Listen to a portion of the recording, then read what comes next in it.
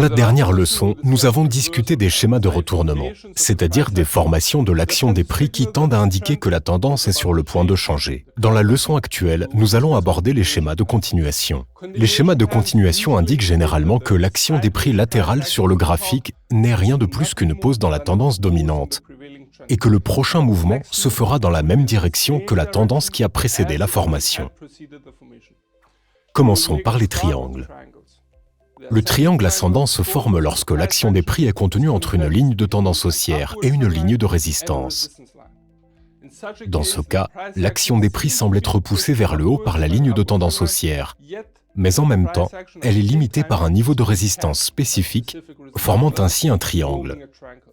Dans ce cas, la ligne de tendance est considérée comme plus forte que la ligne de résistance, et donc la formation est considérée comme haussière.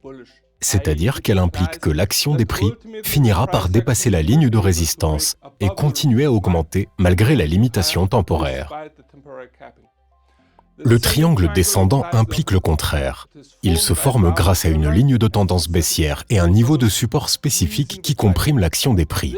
Dans ce cas, la ligne de tendance baissière est censée être plus forte que le niveau de support, maintenant les prix à flot, et est finalement censée entraîner une baisse de l'action des prix.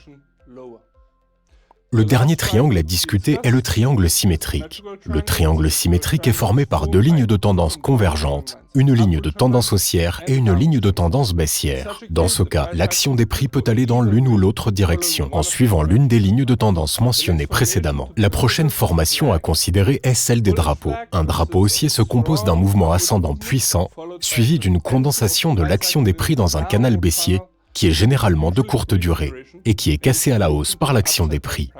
Dans ce cas, on s'attend à ce que l'action des prix continue son ascension vers le haut. Un drapeau baissier se compose d'un mouvement descendant fort, suivi d'un canal ascendant, qui est ensuite cassé à la baisse par l'action des prix, signalant ensuite la poursuite du mouvement à la baisse. De manière similaire au drapeau, il y a aussi les fanions. Un fanion haussier se compose d'un mouvement ascendant puissant, suivi d'une condensation de l'action des prix dans un triangle symétrique qui est généralement de courte durée et qui est cassé à la hausse par l'action des prix.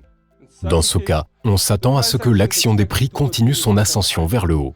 Un fanion baissier se compose d'un mouvement descendant fort, suivi d'un triangle symétrique qui est ensuite cassé à la baisse par l'action des prix, signalant ainsi la poursuite du mouvement à la baisse.